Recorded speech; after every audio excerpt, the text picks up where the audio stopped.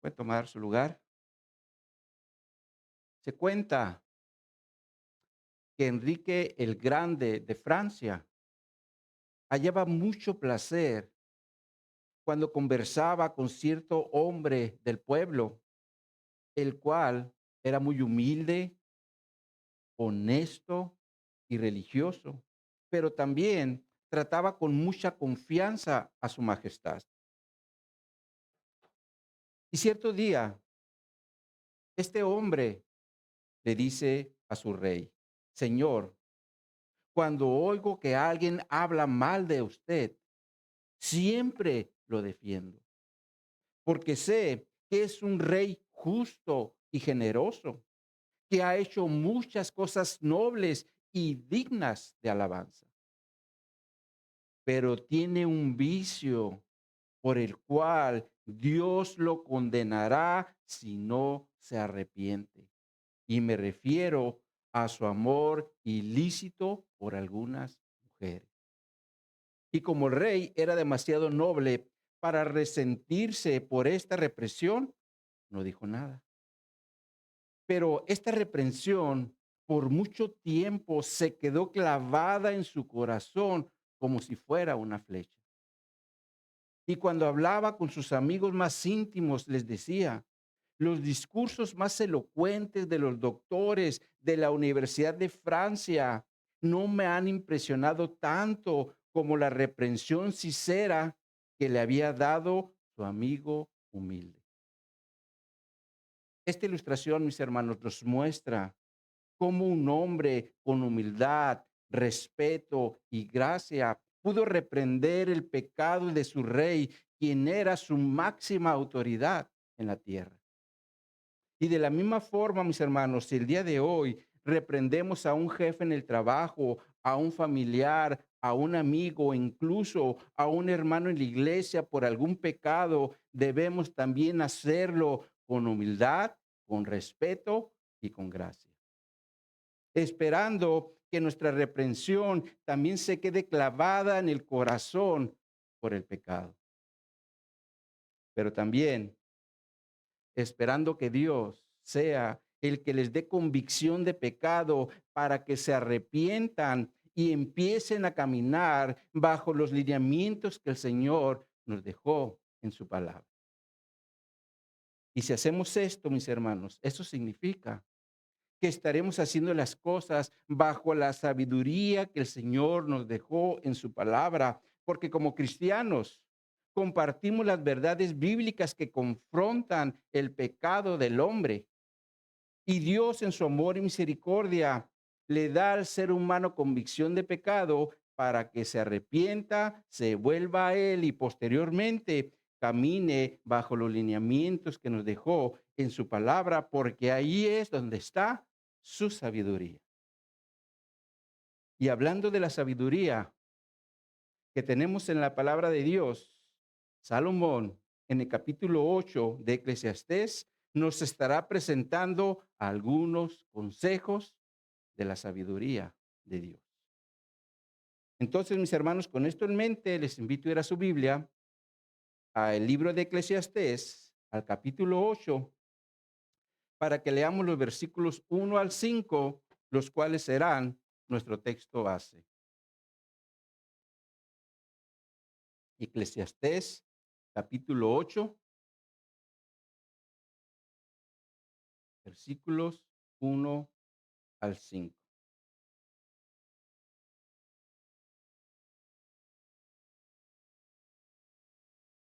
Dice aquí la palabra de Dios: ¿quién como el sabio? ¿Y quién como el que sabe la declaración de las cosas? La sabiduría del hombre ilumina su rostro y la tosquedad de su semblante se mudará. Te aconsejo que guardes el mandamiento del rey y la palabra del juramento de Dios. No te apresures a irte de su presencia, ni en cosas malas persistas, porque él hará todo lo que quiere. Pues la palabra del rey es con potestad. ¿Y quién le dirá: qué haces? El que guarde el mandamiento no experimentará mal, y el corazón del sabio discierne el tiempo y el juicio. El título que le hemos dado a esta enseñanza es la sabiduría ilumina el rostro. La sabiduría ilumina el rostro. Oremos. Oh Padre, pedimos tu dirección para que nos hables a través de tu palabra, que tus consejos sigan fluyendo a través de la escritura y prepara nuestro corazón, Señor, para recibir tus consejos sabios, Señor, para que salgamos de este lugar de una forma diferente a como llegamos, Señor.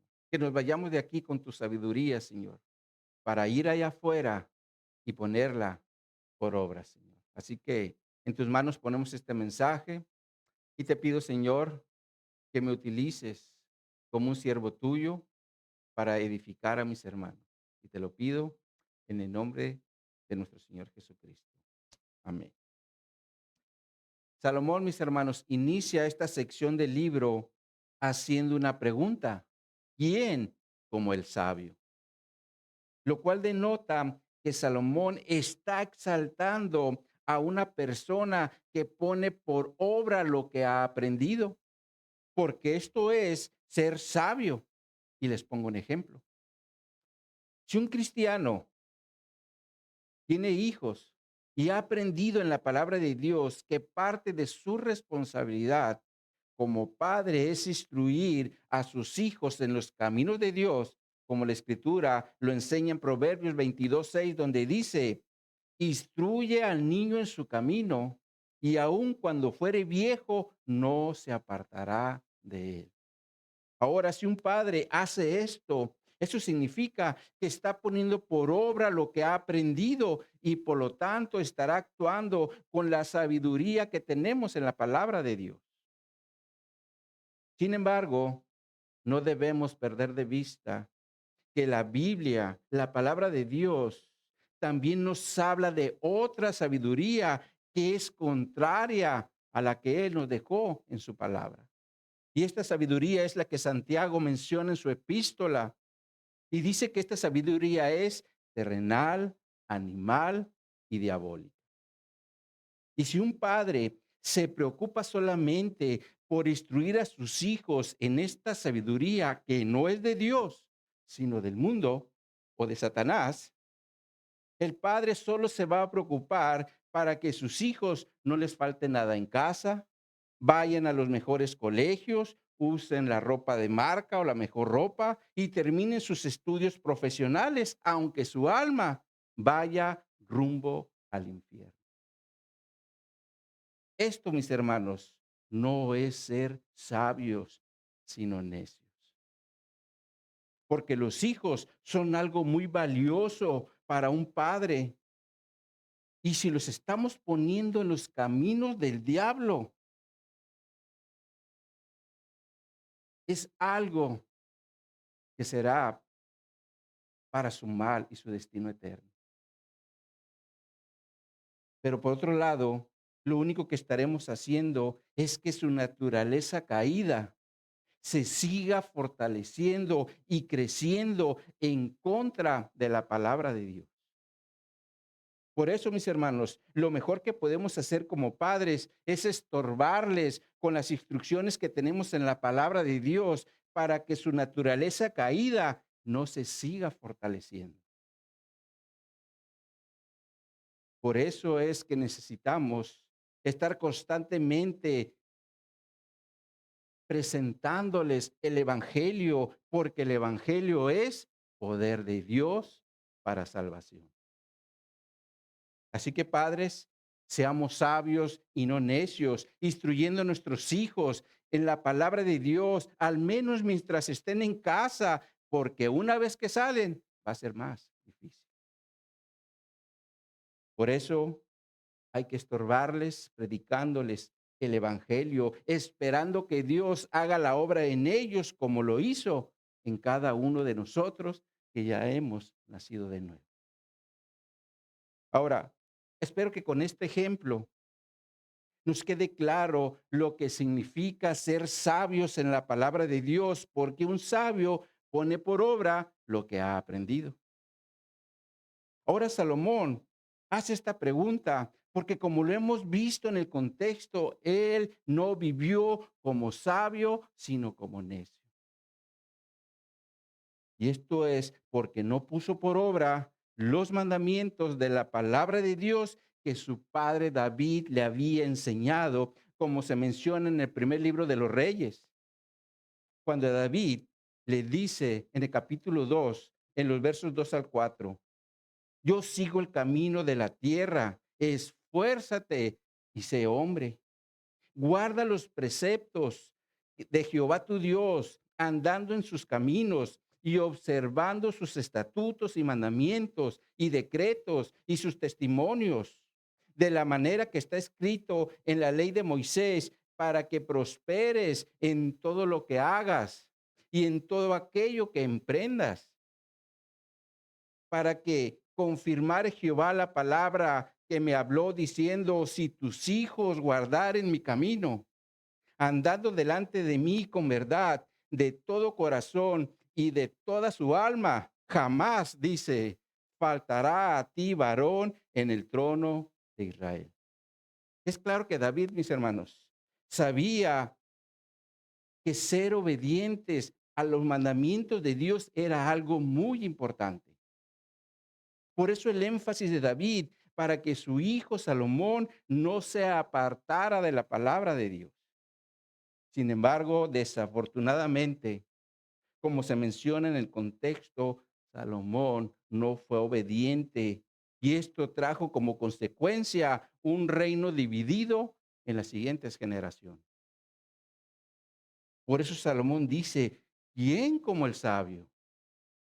Porque sabía que un sabio pone por obra lo que ha aprendido en la palabra de Dios. Ahora Salomón después hace otra pregunta y dice, ¿y quién como el que sabe la declaración de las cosas? Salomón aquí ahora se dirige a las personas que saben las declaraciones de las cosas, como era el caso de los hombres que Dios usaba para dar un mensaje al pueblo o interpretar un sueño, como pasó con José, ya que él interpretó el sueño de Faraón que nadie podía interpretar, porque a través de ese sueño Dios estaba mostrando que habría un periodo de abundancia y un periodo de escasez. Pero si hablamos de los hombres que Dios usó para dar un mensaje al pueblo, estos eran los profetas, los cuales en el tiempo de Salomón seguían vigentes, ya que estos hombres recibían el mensaje de Dios, sea por un sueño o por una visión, y su responsabilidad era transmitir el mensaje a los destinatarios o al destinatario, como pasó con el rey David cuando cayó en adulterio con Betsabé y lo quiso ocultar. Motivo por el cual Dios le mandó al profeta Natán, quien le presentó a David un supuesto para que David mismo declarara su pecado. Estos son los hombres que Salomón dice, ¿quién como el que sabe la declaración de las cosas? Porque cuando un hombre, mis hermanos, sabe cuál es la declaración de las cosas, debe dar el mensaje que Dios le está dando hacia sus receptores o hacia el receptor, con la finalidad que tomen una decisión, es decir, rectificar su camino o empeorarlo, como lo hemos visto en algunos de los reyes de Israel. De hecho, el día de hoy lo leímos, ¿verdad?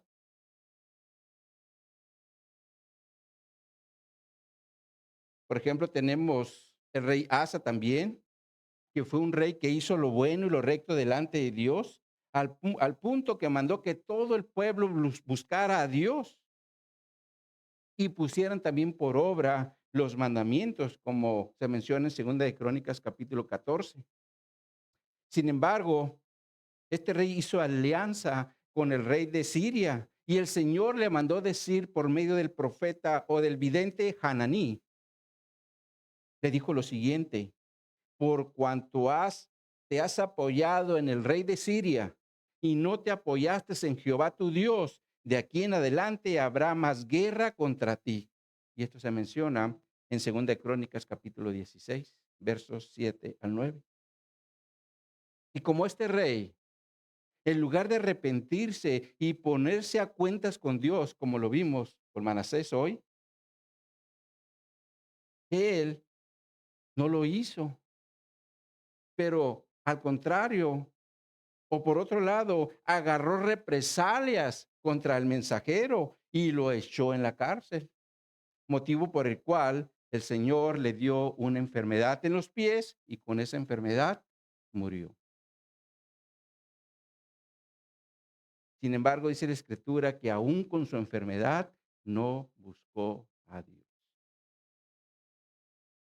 Pero también de esto aprendemos, mis hermanos, que los mensajeros, cuando eran fieles al mensaje que habían recibido de Dios, su vida corría peligro, porque los reyes muchas veces no aceptaban el mensaje y se iban contra el mensajero, como pasó con Hananí y también como pasó con Micaías en tiempo del rey Josafat. Lo cual también nos da un principio, porque el dar el mensaje de Dios a los que están obrando en contra de los mandamientos de Dios o que están en un pecado, esto también puede traer represalias hacia nosotros. Por ejemplo, si nuestro jefe en el trabajo está haciendo cosas ilícitas y el Señor nos pone en el corazón decirle que no está bien lo que está haciendo, esto, mis hermanos, nos puede costar incluso el puesto en el trabajo. La realidad es que no es fácil confrontar el pecado del hombre, sobre todo porque el evangelio, por más suave que se le presente al hombre, el evangelio es agresivo, porque es agresivo contra el pecado. Pero les pregunto, debe ser más importante para nosotros? ¿La obediencia a Dios o el temor a los hombres? Es claro que la obediencia a Dios debe ser lo más importante, porque de esa forma también podremos decir como Pablo: estoy limpio de la sangre de todos, porque no he rehuido a anunciarles todo el consejo de Dios. Sin embargo, nunca olvidemos que hay que dar este mensaje con sabiduría, con gracia y con entendimiento. Como el sabio de nuestra introducción, para que la palabra de Dios quede clavada en el corazón de los pecadores como una flecha y de esa forma se arrepientan de sus pecados. Ahora, retomando, Salomón, después de hacer estas dos preguntas, tanto del sabio como del que sabe la declaración de las cosas, menciona una característica de la sabiduría en la segunda parte del versículo 1, cuando dice: la sabiduría del hombre ilumina el rostro y la tosquedad de su semblante se mudará. Es claro que Salomón tenía en claro que la sabiduría, cuando obra en la vida del hombre, transforma incluso su rostro, porque da luz, como cuando Moisés bajó de la presencia del Dios y su rostro estaba iluminado a tal punto que se tuvo que poner un velo. Ahora, ciertamente, mis hermanos, nosotros nunca llegaremos a ese nivel, porque para empezar, la presencia física de Dios no está aquí en la tierra para tener un encuentro personal como lo tuvo Moisés. Sin embargo, por medio del Espíritu Santo y bajo la dirección de la palabra de Dios, espiritualmente sí podemos tener la presencia de Dios para que nuestro rostro refleje la paz de Dios, su amor y su misericordia ante los que nos rodean.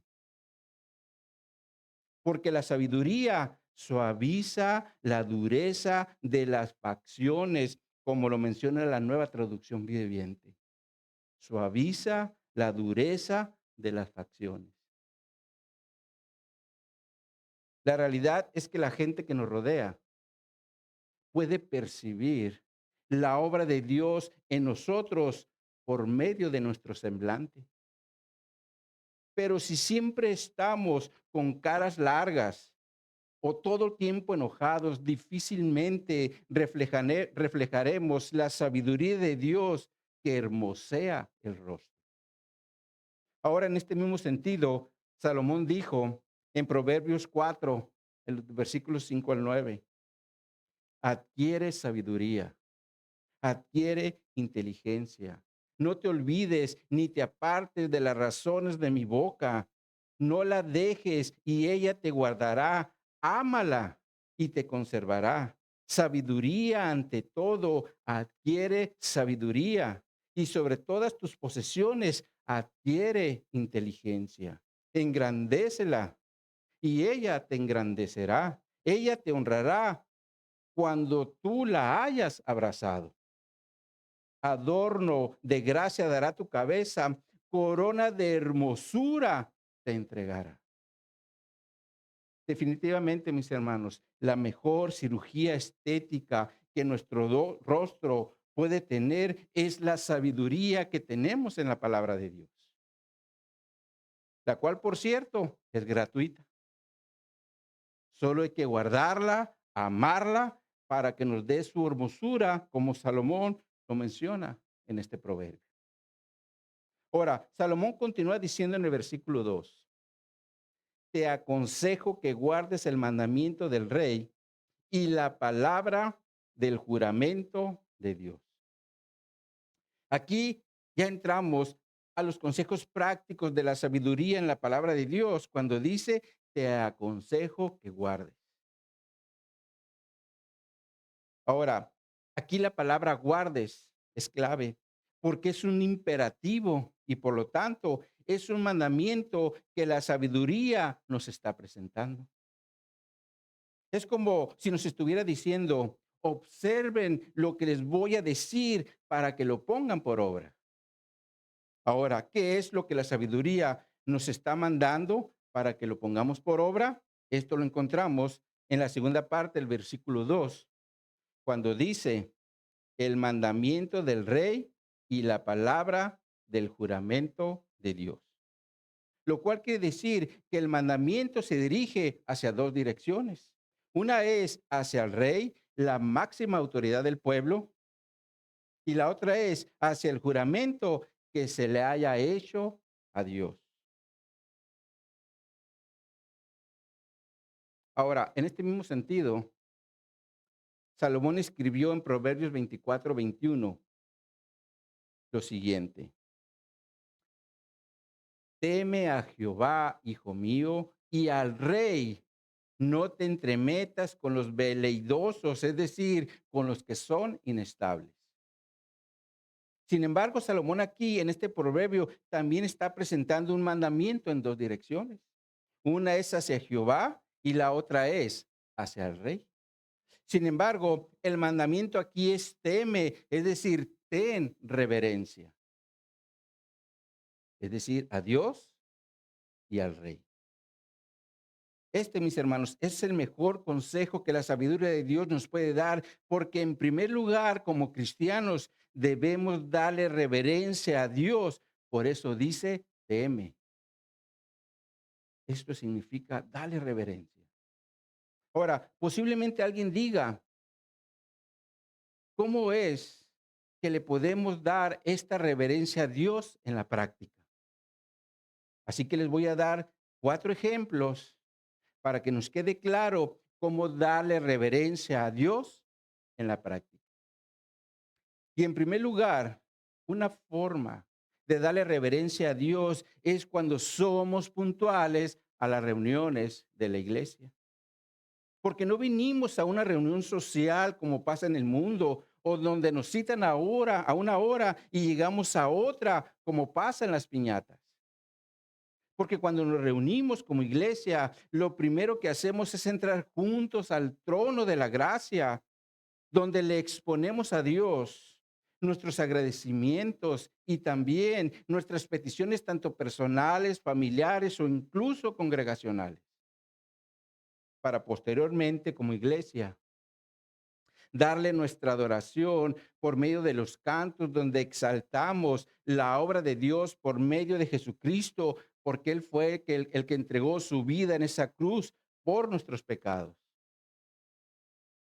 Pero para posteriormente escuchar la palabra de Dios, donde Dios nos da sus consejos sabios que tanto necesitamos. Porque no podemos negar que todos tenemos una lucha diaria contra nuestra carne, la cual no quiere glorificar a Dios o darle toda la reverencia. Así que, mis hermanos, les invito a que seamos puntuales en los servicios de la iglesia, como lo hacemos cuando vamos al médico o cuando tenemos que hacer un viaje por avión. Porque curiosamente, en estos casos, si llegamos temprano. Al médico porque queremos que nos atiendan rápido para calmar nuestro malestar. Y en el aeropuerto ni se diga, porque hasta nos hacen estar 2 horas antes y ahí estamos, porque si no, nos deja el avión. Así que no perdamos de vista que nuestra puntualidad en el servicio de la iglesia es poner en práctica nuestra reverencia a Dios.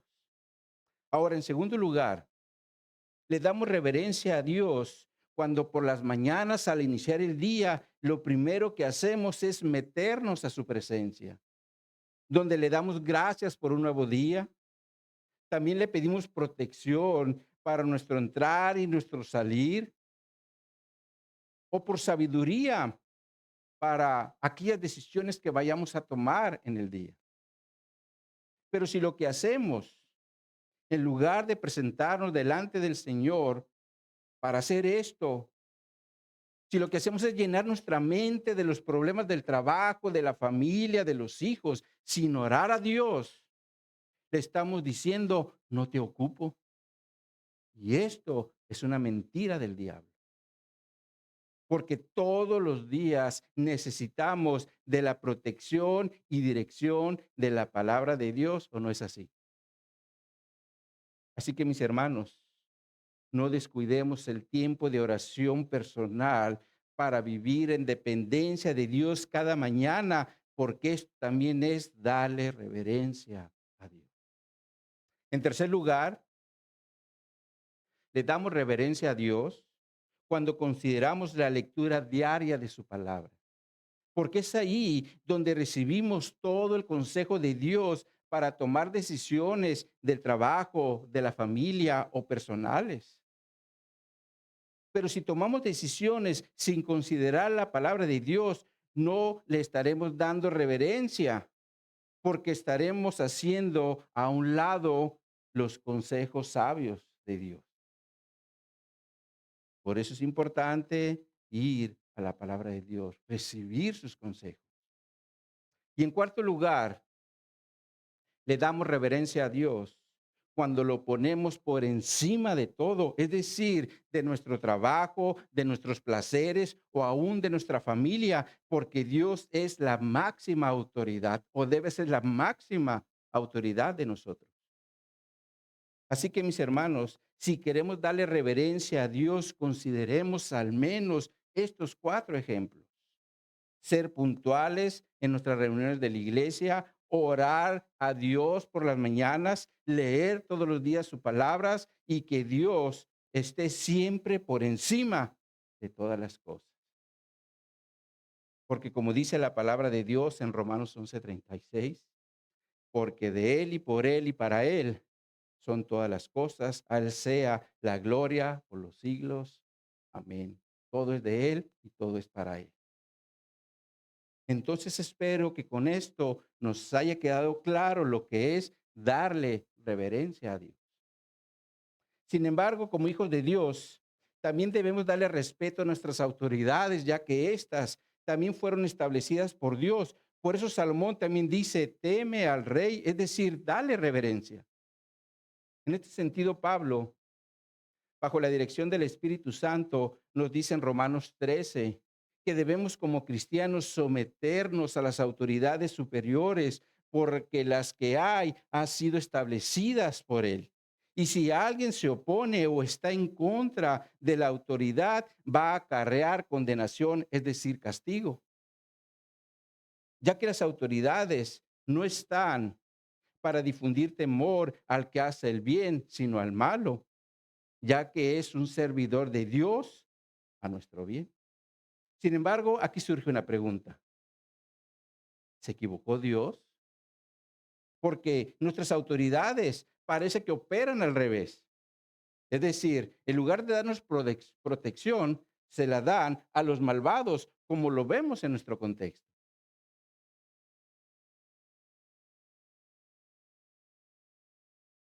donde también muchas veces los inocentes son tratados como culpables.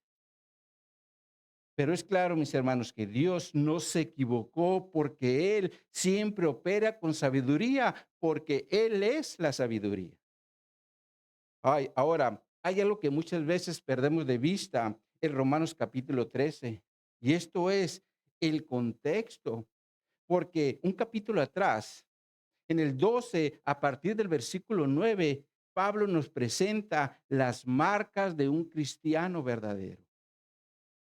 Porque un cristiano verdadero ama sin fingimiento, aborrece lo malo, ama con amor fraternal, es sufrido en la tribulación, es constante en la oración, es hospitalario, no es altivo, no paga a nadie mal por mal y no es vencido de lo malo, sino que vence con el bien el mal. Entonces, cuando el cristiano verdadero tiene delante de él una autoridad injusta, por ningún motivo va a obrar con mal, sino con bien, porque esa es una de sus marcas. Y por lo tanto, esto también nos enseña que las autoridades tienen una doble función, porque por un lado, fueron puestas por Dios para nuestro bien cuando operan con justicia y nos dan su protección. Pero cuando operan con injusticia, Dios también lo permite para que nuestra fe sea probada y demos evidencia de que somos cristianos verdaderos porque vencemos el mal con el bien. De hecho, todos sabemos que muchos cristianos en el primer siglo fueron martirizados por las autoridades romanas. Sin embargo, aún así Dios las estableció para cumplir sus propósitos a través de esas autoridades. Por ejemplo, las utilizó para que llevaran a su hijo a la cruz, donde murió por nuestros pecados, para que resucitara al tercer día de los muertos como una primicia o como un primer fruto de la resurrección. Pero también las utilizó para que los cristianos dieran evidencia de su fe en Jesucristo, como pasó con todos los mártires que murieron ante las autoridades romanas. Ellos murieron como seguidores de Jesús. Y lo mismo es el día de hoy con las autoridades, porque nuestra fe también es probada para dar evidencia de que somos verdaderos cristianos, venciendo con el bien el mal, como lo debe de hacer un cristiano verdadero, según Romanos 12. Entonces, mis hermanos, por un lado tenemos la autoridad suprema, que es Dios, y por otro lado tenemos las autoridades terrenales que Dios estableció. Y la sabiduría en Eclesiastés nos aconseja guardar el mandamiento del rey porque es la máxima autoridad que es puesta por Dios en la tierra, como lo son hoy nuestras autoridades, a las cuales debemos someternos. Por eso el apóstol Pedro también escribió en 1 Pedro 2, en los versículos 13 al 16, por causa del Señor, someteos a toda institución humana, ya sea al rey como a superior, ya a los gobernadores como por él enviados para castigo de los malhechores y alabanza de los que hacen bien, porque esta es la voluntad de Dios, que haciendo bien hagáis callar la ignorancia de los hombres insensatos, como libres, pero no como los que tienen la libertad como pretexto para hacer lo malo, sino como siervos de Dios. Entonces, mis hermanos, si somos siervos de Dios, debemos someternos a toda institución humana porque fueron establecidos por Dios. Y esto es el mismo principio que nos marca en Romanos. Sin embargo, la sabiduría en Eclesiastés nos presenta un juramento en la segunda parte del versículo 2, donde dice, y la palabra del juramento de Dios. Ahora, un ejemplo de esto lo vemos cuando Salomón fue ungido como rey en Primera de Crónicas capítulo 29, en los versículos 22 al 25, donde dice, y comieron y bebieron delante de Jehová aquel día con gran gozo, y dieron por segunda vez la investidura del reino a Salomón, hijo de David, y ante Jehová lo ungieron por príncipe y a Sadoc por sacerdote. Y se sentó Salomón por rey en el trono de Jehová, en lugar de David su padre, y fue prosperado y lo obedeció todo Israel.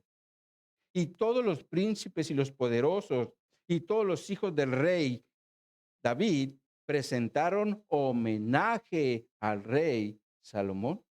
Y Jehová engrandeció en extremo a Salomón a los ojos de Israel y le dio tal gloria en su reino que ningún rey la tuvo antes de él en Israel. Este texto, mis hermanos, nos habla de algo muy clave y esto está de hecho en el versículo 24. Y esto es cuando dice que los príncipes y los poderosos y todos los hijos del rey David presentaron homenaje al rey Salomón, lo cual indica que le juraron lealtad.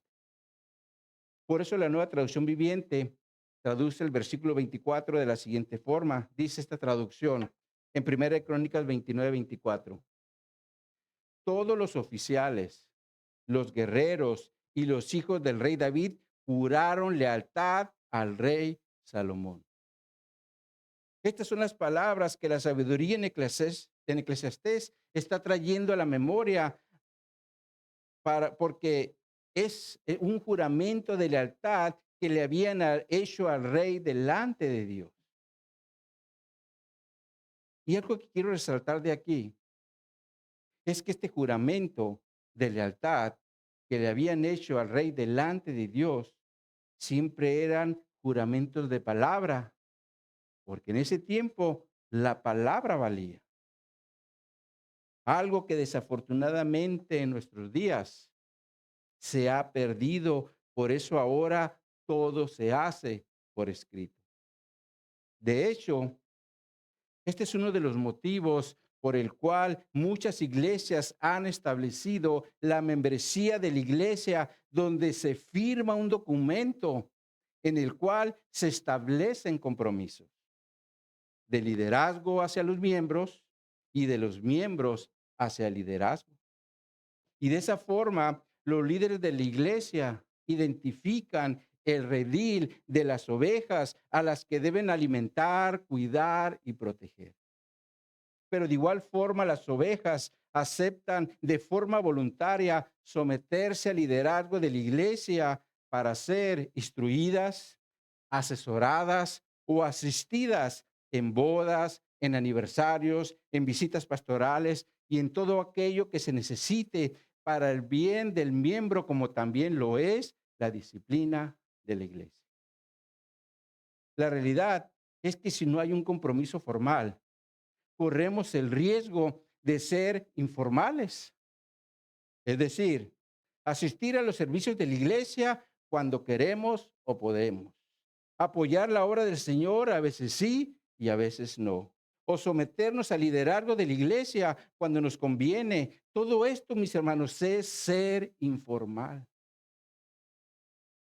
porque hemos perdido el valor y la fidelidad de nuestra palabra. Por eso la sabiduría en Eclesiastés nos recuerda la palabra del juramento de Dios, solo que lo hace en el contexto de la lealtad a su rey. Sin embargo, en nuestro contexto, como cristianos, también tenemos un rey que está en los cielos, al cual también le hemos prometido lealtad muchas veces. Y es algo que nunca debemos olvidar. Por eso aquí el consejo de la palabra de Dios o de la sabiduría de Dios, para que como cristianos mantengamos nuestro juramento a Dios y le seamos leales. Ahora, en el versículo 3 de Eclesiastés 8, vienen otros dos mandamientos. Cuando dice, no te apresures a irte de su presencia, ni cosas malas persistas, porque Él hará todo lo que quiere.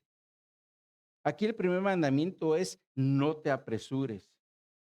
Es como si nos estuviera diciendo, no hagas las cosas tan rápido o no seas tan acelerado, lo cual siempre será un gran problema para los que somos así, bien acelerados.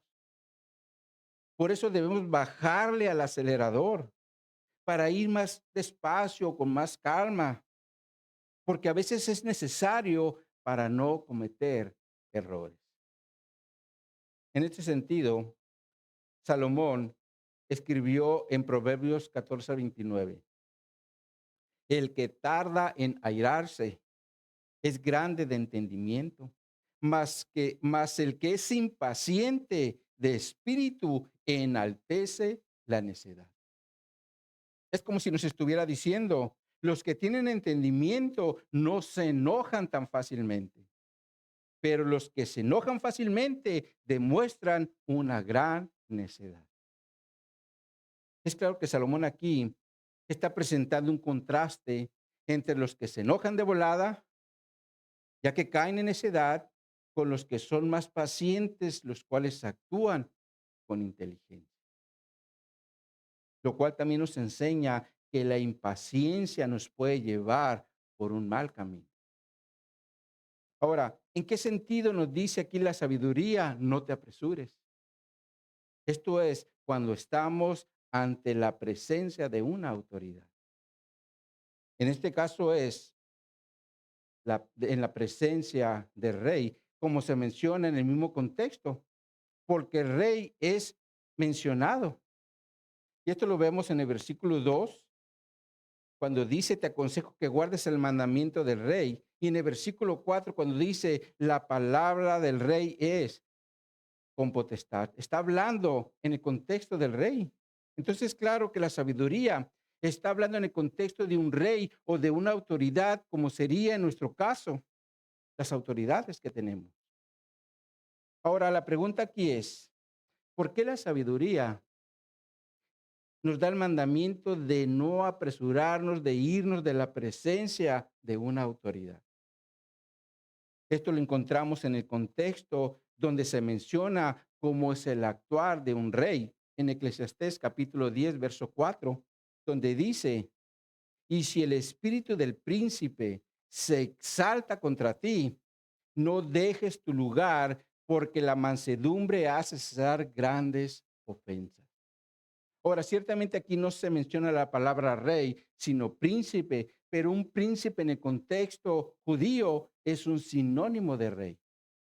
Y esto lo vemos cuando las tribus de Israel vinieron a David en Hebrón y le dicen en 2 Samuel 5:2, y aún antes de ahora, cuando Saúl reinaba sobre nosotros, eras tú quien sacaba a Israel a la guerra y lo volvías a traer. Además, Jehová te ha dicho, tú apacentarás a mi pueblo Israel y tú serás príncipe sobre Israel.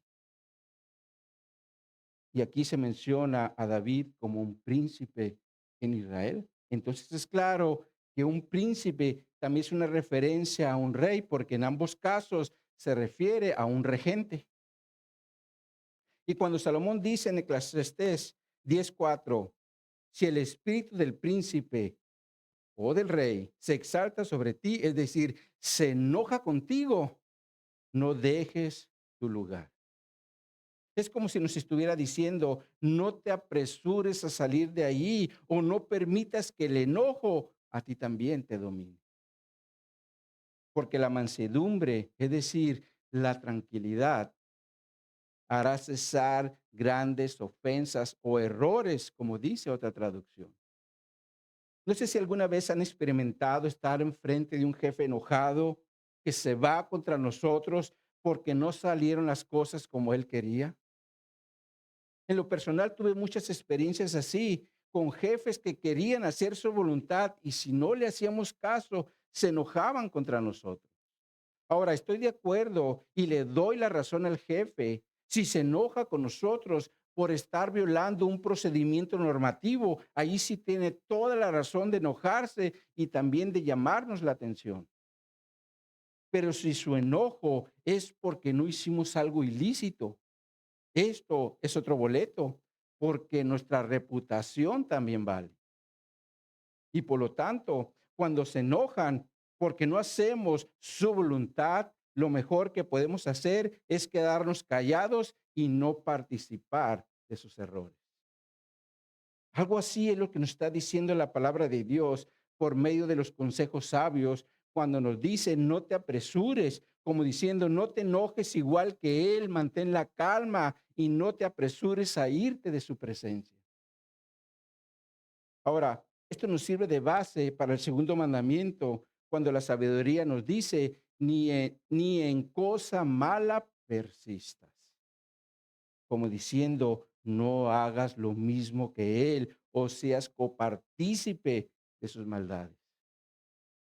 Porque como cristianos, nuestro testimonio también está en juego y si nos descuidamos, podemos ser arrastrados por las maldades de nuestra autoridad. Como pasó con Zafira, la esposa de Ananías, cuando mintió en relación a la heredad que su esposo había vendido. Y como consecuencia, murieron ambos por esta mentira. Hizo caso de su esposo, que era su máxima autoridad, y los dos fueron disciplinados. Por eso, como cristianos, no debemos ser copartícipes de ningún pecado, porque éste nos puede alcanzar y afectar. Sin embargo, en relación a los reyes, en tiempos de Salomón, ellos hacían lo que querían. Por eso dice al final del versículo 3, porque él hará todo lo que quiere. Ahora, Salomón como rey tenía mucha experiencia en esto, porque él había hecho muchas cosas en contra de la palabra de Dios, como el tener muchas mujeres, y nadie le podía decir nada porque era la máxima autoridad, como también se menciona en el versículo 4, donde dice, pues la palabra del rey es con potestad, ¿y quién dirá qué haces? Es claro que nadie podía ir en contra del rey porque su palabra es potestad, es decir, es autoridad. Y por lo tanto, nadie le podía decir qué haces, aun cuando estuviera haciendo cosas malas como pasó con Salomón. Y lo mismo es en la actualidad, cuando una autoridad está obrando con maldad, como pasa con los policías corruptos, quienes en lugar de dar protección muchas veces dan inseguridad por sus malas obras. En este sentido, en una ocasión, platicando con un policía, él me comentó que en tiempo de elecciones miró como una persona entró a un lugar donde están las casillas, agarró una urna y salió corriendo de ahí. Y obviamente era con la intención de afectar el partido donde estaban esos votos. Y como él iba pasando por allí, lo miró, lo empezó a perseguir. Después se le unieron otros policías y cuando por fin lo agarraron, se dan cuenta que era otro policía. Le hablan al jefe y el jefe dice, déjenlo ir. Este es un ejemplo del tipo de corrupción que hay en nuestras autoridades y nadie le puede decir, ¿qué haces? Y lo mismo era en tiempo de los reyes, porque su palabra era autoridad y hacían lo que querían. Sin embargo, aún así, la sabiduría de la palabra de Dios nos dice en el versículo 5, el que guarde el mandamiento no experimentará mal y el corazón del sabio discierne el tiempo y el juicio. Ahora, para que nos quede más claro el punto, se los leo en la nueva traducción viviente. Dice esta traducción, quienes lo obedezcan no serán castigados. Los sabios encontrarán el momento y la forma de hacer lo correcto. Es claro que cuando una autoridad como la de un rey le daba una instrucción a uno de sus subordinados y éste lo cumplía, no habría motivo por qué castigarlo. Como pasó cuando David quiso hacer un censo, perdón, y Joab, en contra de su voluntad, lo hizo porque la palabra del rey estaba sobre él. Pero si analizamos esta narrativa del censo, veremos que el juicio de Dios no vino contra Joab, sino contra David por dar las instrucciones como la máxima autoridad del pueblo. Y en este sentido, la palabra de Dios nos dice en Eclesiastés 8:5, quienes lo obedezcan no serán castigados, porque a final de cuentas actuaron en obediencia a su máxima autoridad. Sin embargo, debemos tener aquí cuidado, porque nuestra máxima autoridad en Cristo no es un rey, no es un presidente, no es un gobernador, ni tampoco es un pastor, porque nuestra máxima autoridad está en los cielos y si nos da una instrucción nunca será en contra de su palabra. Por eso cuando Pedro y Juan enseñaban al pueblo de la resurrección de Cristo y vinieron ante ellos los gobernantes de Jerusalén, los ancianos, los escribas, el sumo sacerdote y todos los que eran de la familia de los sumos sacerdotes, quienes eran autoridades terrenales en Jerusalén, le preguntaron a Pedro y Juan, ¿con qué potestad has hecho esto? Es decir, haber sanado a un paralítico de nacimiento. Y la escritura dice que Pedro, lleno del Espíritu Santo, les dice que fue en el nombre de Jesús de Nazaret, quienes ellos habían crucificado y a quien Dios le dio resurrección de los muertos. Motivo por el cual estos líderes los intimidaron para que de ninguna manera hablasen ni enseñasen en el nombre de Jesús. Y la respuesta de Pedro y Juan son clave, como se menciona en Hechos 4:9, donde dice, mas Pedro y Juan respondieron diciéndoles, juzgad si esto es justo, juzgad si es justo delante de Dios obedecer a vosotros antes que a Dios. Es claro que nuestra obediencia debe ser primeramente a Dios y a su palabra antes de cualquier autoridad terrenal, sobre todo si sus instrucciones son contrarias a lo que Dios nos dejó establecido en su palabra. Y por lo tanto, esto se aplica para nosotros como cristianos porque nuestra máxima autoridad no es terrenal, sino celestial. Sin embargo, en tiempos de Salomón, los reyes eran la máxima autoridad sobre el pueblo y tenían que estar sometidos a ellos para que los ungidos de Jehová no los castigaran porque eran la máxima autoridad. Sin embargo, aún así, dice en la parte final del versículo, del versículo 5, el corazón del sabio discierne el tiempo y el juicio, como lo menciona la Nueva Traducción Viviente, porque los sabios encontrarán el momento y la forma de hacer lo correcto. Ya que un sabio pondrá por obra lo que ha aprendido en la palabra de Dios para hacer lo correcto. Entonces, como conclusión a lo que vimos el día de hoy, salgamos de este lugar considerando los siguientes dos puntos. En primer lugar, nunca perdamos de vista que nuestra máxima autoridad está en los cielos y también está por encima de cualquier autoridad terrenal. Por ese motivo, si una autoridad terrenal, sea un presidente, un gobernador, un jefe en el trabajo o un pastor en la iglesia nos pide hacer algo en contra de la palabra de Dios, no debemos obedecerlo para no deshonrar a nuestro Padre Celestial ni a nuestro Señor Jesucristo. Y en segundo lugar, como hijos de Dios, busquemos siempre los consejos de Dios en su palabra, poniéndolos por obra para que aprendamos a ser sabios, es decir, en lo que decimos, en lo que hacemos y en lo que aconsejamos. Amén. Vamos a orar. Oh, mi Dios, te damos gracias, Señor, por tu palabra que nos da consejos, nos da instrucciones y también nos enseña que tú, mi Dios, eres nuestra máxima autoridad y a ti es al que debemos obedecer. Pero para poder hacer esto necesitamos tener presente tu palabra, leer tu palabra, saber qué es lo que tú nos instruyes en tu palabra, Señor, para que en base a tu palabra nosotros obremos, Señor, que esos consejos que tú nos das en tu palabra los tengamos siempre presentes, para que cuando una autoridad venga y nos quiera dar una instrucción contraria a lo que tú has establecido en tu palabra, no lo obedezcamos, Señor.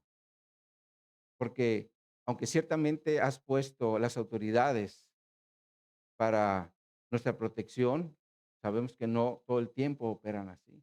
Pero nosotros debemos ser fieles a tu palabra, Señor, sabiendo que tú eres la máxima autoridad y estás por encima de todos ellos, Señor.